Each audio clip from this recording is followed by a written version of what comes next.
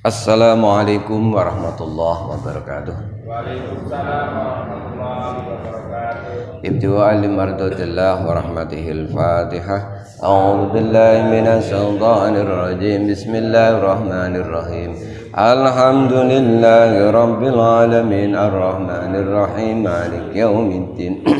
Iyyaka na'budu wa iyyaka nasta'in. Ihdinas siratal mustaqim. Siratal ladzina an'amta 'alaihim ghairil maghdubi 'alaihim waladdallin. Rabbi firli wa liwalidayya wa lil mu'minina amin.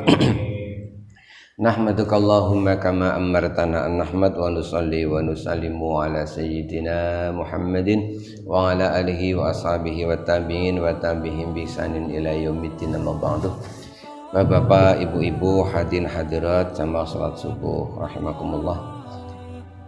Alhamdulillahirabbil alamin. Mari kita senantiasa bersyukur pada Allah Subhanahu wa taala.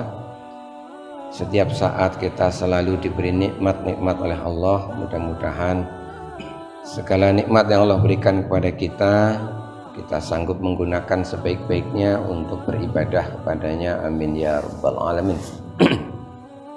Salawat dan salam kita aturkan pada junjungan kita Nabiullah Nabi Agung Muhammad sallallahu alaihi wasallam.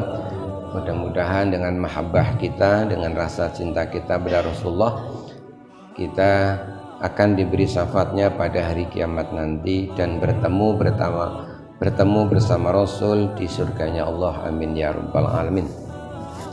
Bapak Ibu yang kami hormati, alhamdulillahirabbil alamin, kita diberi kesehatan bisa melanjutkan kembali bersama-sama. Kita mengaji, membahas ilmu-ilmu Allah, mempelajari pesan-pesan Rasulullah SAW. Mudah-mudahan dengan begitu amal ibadah kita menjadi semakin baik lagi. Pada suatu ketika Rasulullah SAW ketika sedang duduk-duduk bersama dengan para sahabatnya, Rasul itu menyampaikan sebuah pesan yang sangat singkat dan sederhana, namun penuh dengan makna untuk menjalani kehidupan. Jadi kehidupan yang kadangkala kita rasakan ini rumit, banyak urusan, banyak masalah.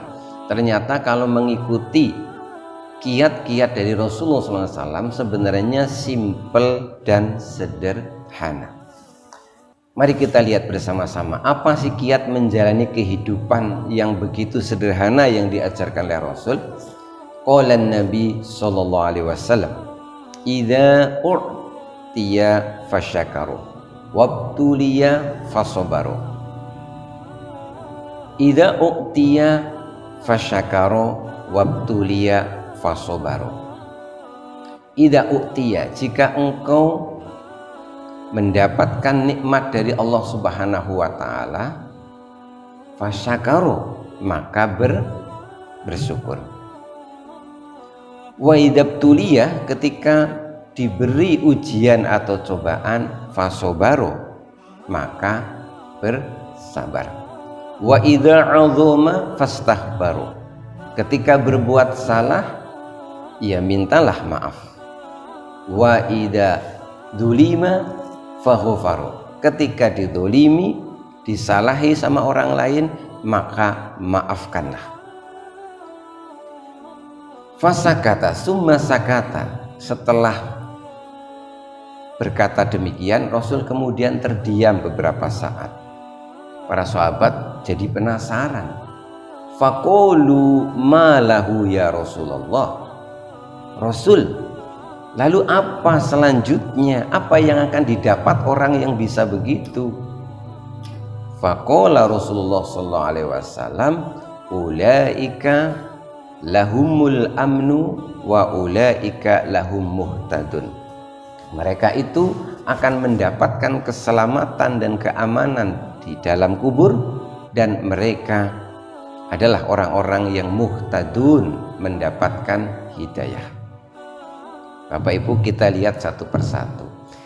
Kiat yang pertama kata Rasul, wa idza u'tiya fasyakaro, kalau diberi bersyukur.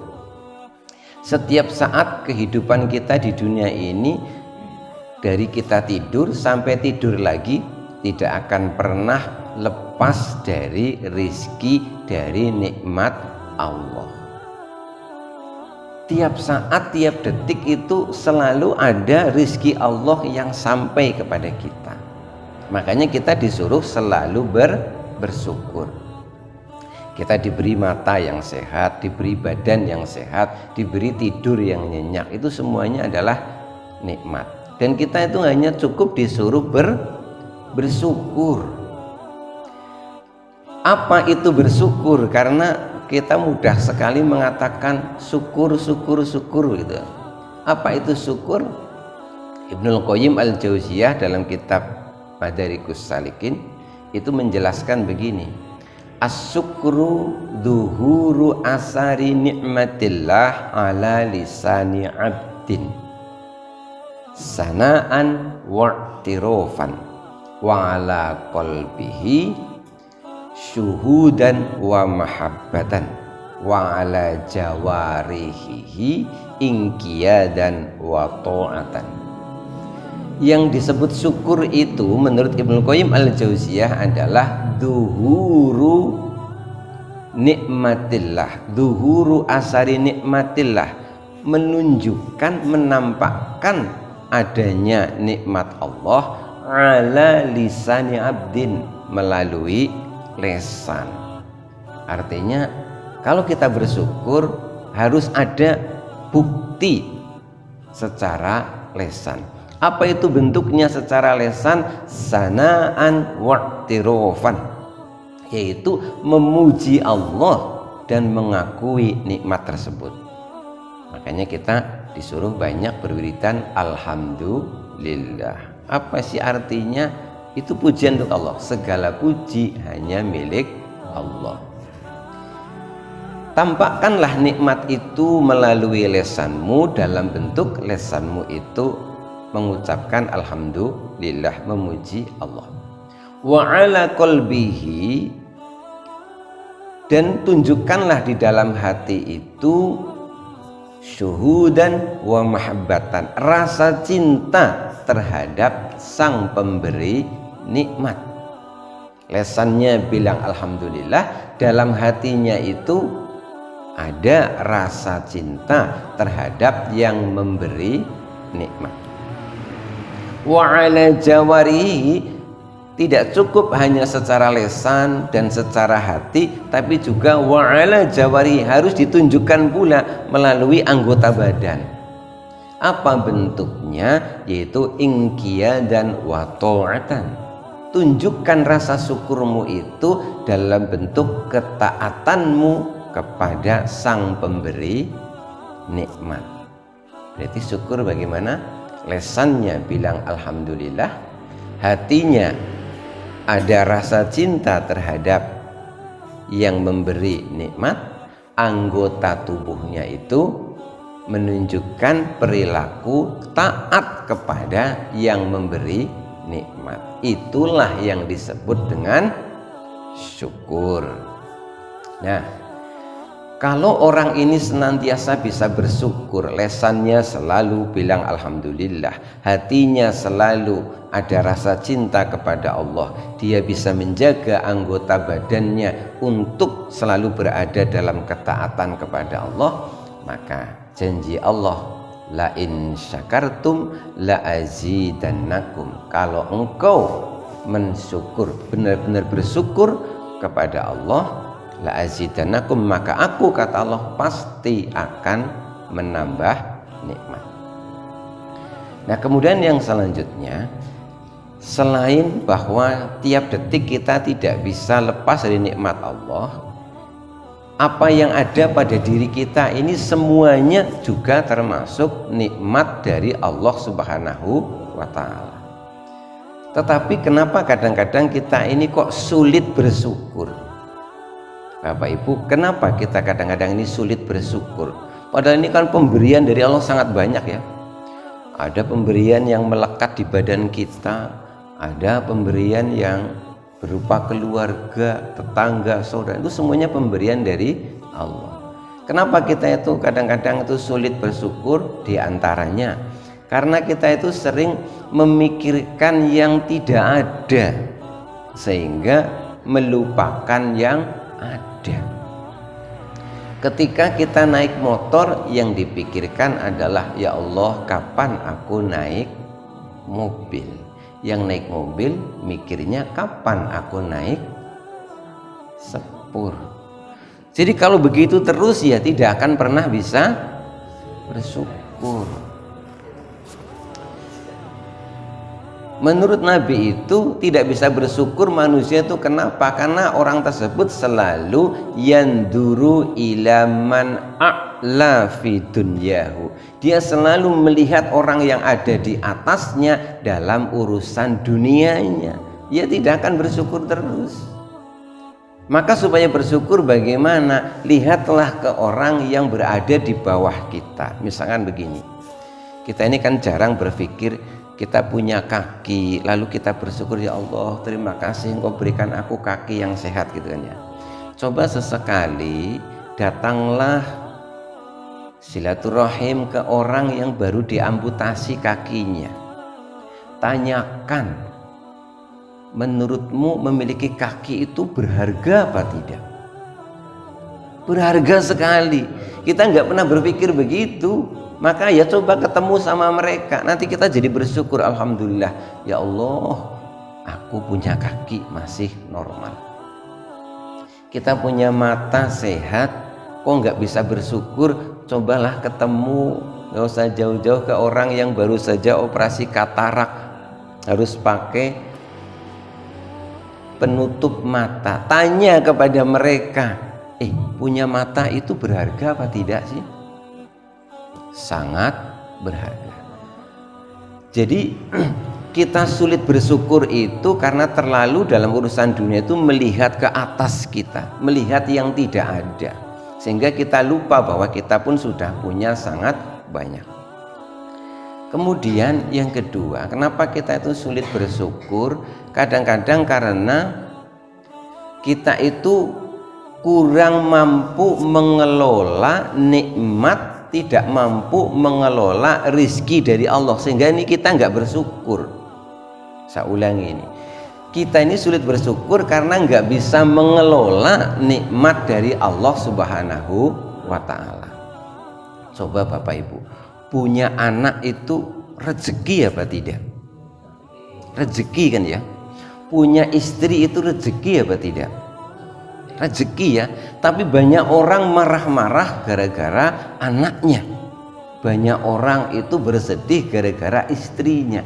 Loh ini gimana tuh? Loh dikasih rezeki, dikasih nikmat, buru-buru bersyukur kok malah marah. Kenapa? Karena tidak bisa mengelola nikmat itu. Na'udzubillah, ini ada orang kok cerita sama saya begini, Pak Kiai, saya ini mau nanya, saya itu kalau ngobrol dengan istri saya itu kok nggak nyaman ya, bawaannya marah, ngobrolnya cuma sebentar, pokoknya apa ya, saya tuh sawanen kalau ketemu istri saya, bawaannya dikit-dikit emosi. Tapi kalau saya kumpul dengan teman-teman saya, ketemu teman-teman waktu SMA dulu, terus ketemu mantan saya dulu, saya ngobrol kok rasanya nyaman ya, saya betah sekali berlama-lama. Kira-kira jawabannya gimana Bapak Ibu? Kenapa orang ini ngobrol dengan istrinya tidak nyaman, kok dengan istri orang bisa nyaman? Apa jawabannya? Nggak tahu ya. Tolong dikoreksi, ini betul apa salah jawabannya. Saya bilang begini, yo karuan kamu nggak nyaman ngobrol sama istrimu. Wong saben-saben ngobrol itu ngobrolnya, Pak utang belum lunas, Bu berase ente, rumahnya bocor, anak-anak minta baju baru. Ya gimana mau nyaman? Sementara kalau ketemu sama teman-temanmu, sama mantanmu, ngobrolnya, ingat nggak masa-masa indah dulu waktu SMA kayak begitu. Ya nyaman lah ngobrol kayak begitu. Sehingga banyak orang itu nggak betah di rumahnya tapi betah di luar.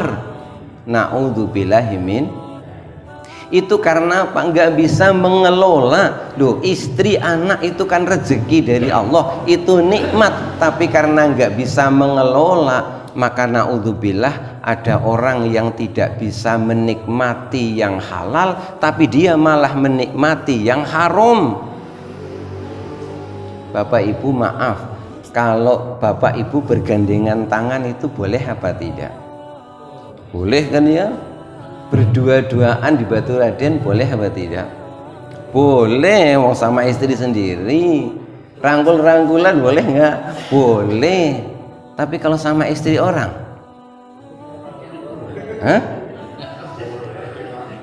haram itu. Tetapi na'udzubillah ada orang diberi kenikmatan itu yang halal dia tidak bisa menikmati, tapi justru dia merasa nikmat dalam keharuman. Na'udzubillahi min. Lalu caranya bagaimana supaya kita ini bisa semua nikmat ini berkah dinikmati? Harus pandai-pandai mengelola rizki dari Allah Subhanahu wa ta'ala. Kita punya rumah tangga, kelola rumah tangga itu dengan sebaik-baiknya. Kalau kira-kira berumah tangga itu ada kejenuhan, ya refreshing lah.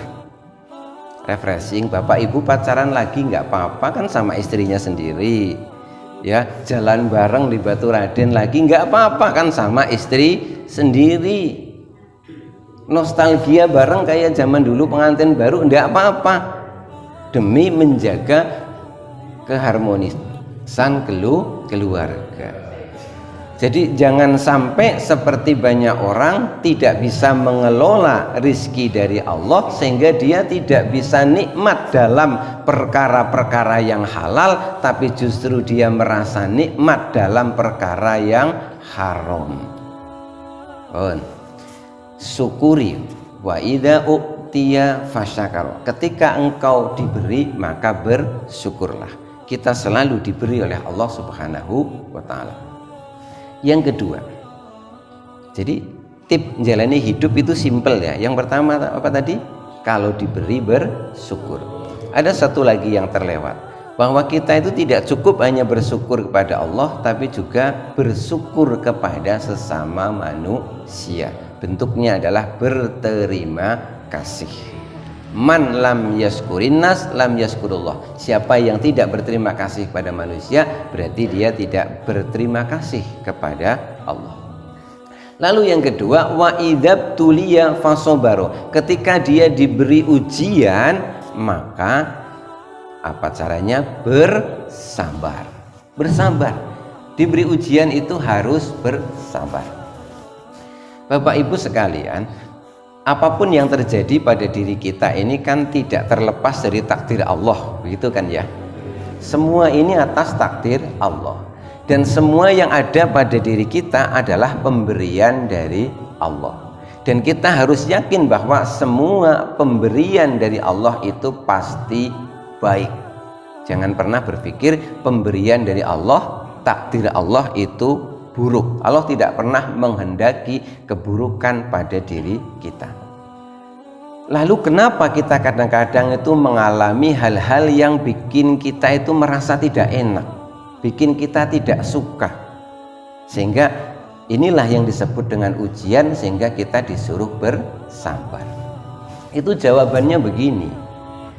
Ada rizki-rizki dari Allah yang itu bisa langsung dirasakan kenikmatannya, tapi ada rizki dari Allah yang bisa dirasakan kenikmatannya itu berproses dulu dan pakai ilmunya. Contoh begini, perhatikan buah-buahan. Ada buah-buahan yang begitu dipetik langsung bisa dimakan. Saya itu sering lihat orang panen anggur, panen sambil makan, panen jeruk, panen sambil makan. Tapi ada buah-buahan yang ternyata tidak bisa petik langsung dimakan. Coba cari, saya belum pernah ketemu orang panen kolang-kaling sambil makan kolang-kaling di atas pohonnya. Kenapa kira-kira? Iya, wah kalau berani bahaya itu. Kolang-kaling itu rezeki, itu nikmat, tapi ternyata butuh proses dulu. Nah, selama proses mengolah kolang-kaling biar nikmat, disinilah ujian kita butuh kesabaran.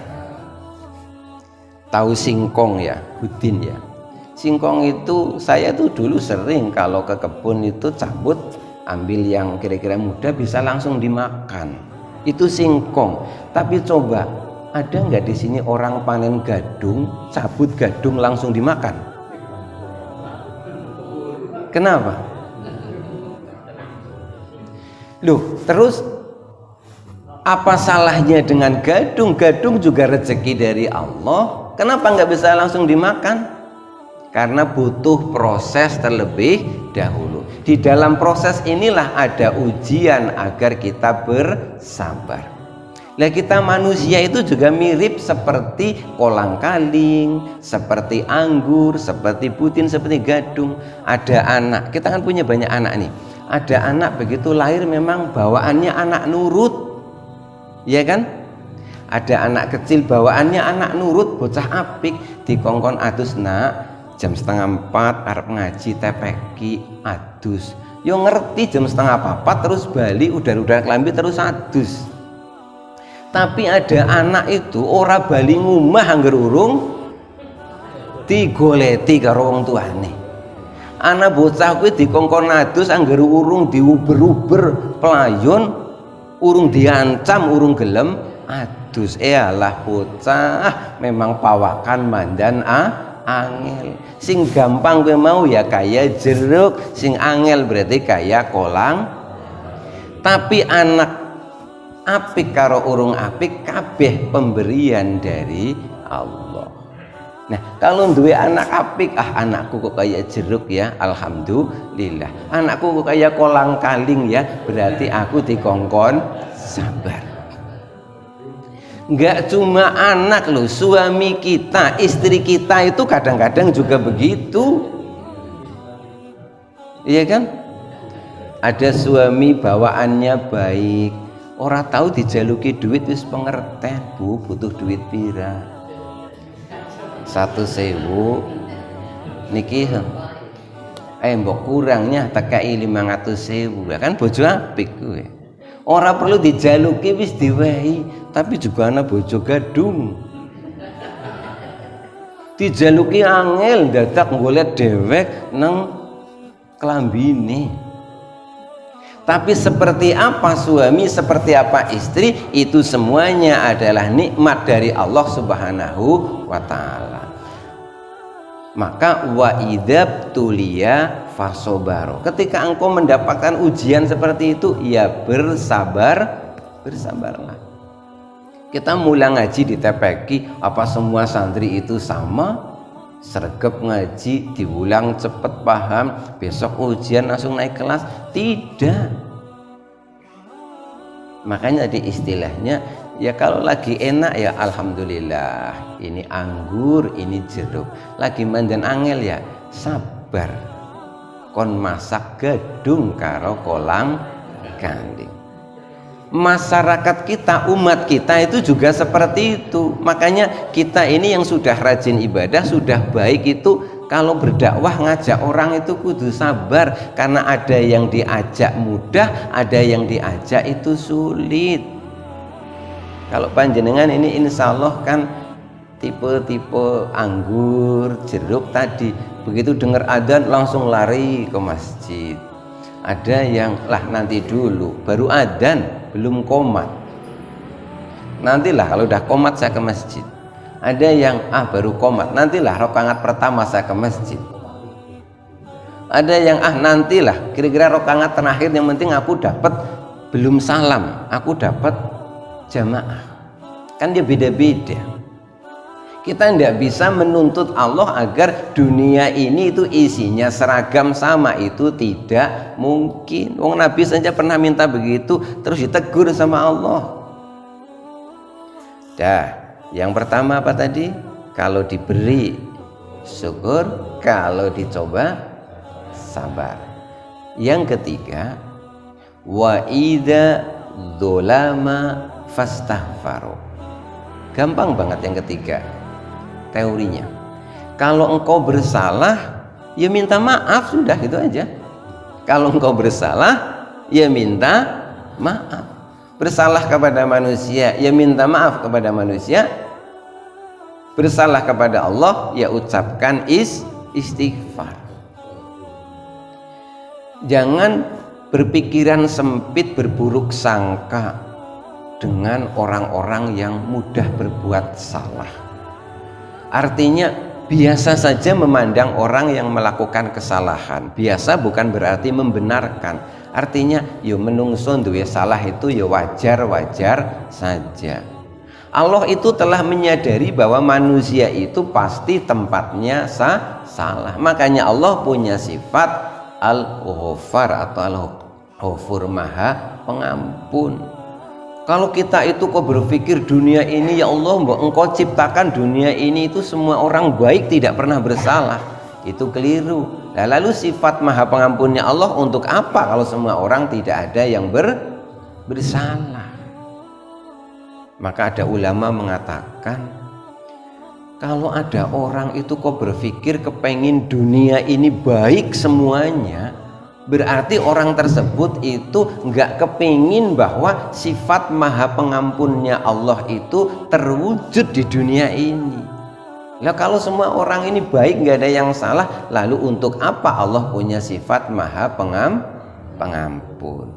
Jadi ya, yang penting kita punya salah, ya minta maaf. Minta maaf pada manusia, ya minta maaf pada Allah Subhanahu wa ta'ala. Lalu yang keempat, yang terakhir, tip mudah menjalani hidup itu adalah wa idza dzulima faghfar. Kalau engkau terzolimi, engkau merasa dizolimi oleh orang lain, ya sudahlah, maafkanlah. Diminta nggak diminta, pokoknya maafkanlah. Dalam sebuah hadis disebutkan, orang yang senang memaafkan, maka Allah pun akan memaafkan dia. Kenapa kita ini harus senang saling memaafkan? Karena kalau kita tidak senang memaafkan, urusan kita di akhirat itu rumit urusannya. Kenapa? Karena banyak sekali yang harus diaudit. Pernah dipukul, belum saling memaafkan. Pernah dimaki-maki, belum saling memaafkan. Semuanya ini kan harus diberesi dulu di akhirat nanti. Kesuwen, maka beresilah selagi kita masih ada di dunia. Kalau kita salah, ya minta maaf. Kalau kita disalahin orang, ya udah maafkan saja. Setelah menyampaikan yang keempat ini, summa sakata, Rasul itu diam sejenak. Para sahabat kan pada penasaran. Faqulu ma lahu ya Rasulullah. Rasul, terus dapat apa orang yang bisa begitu?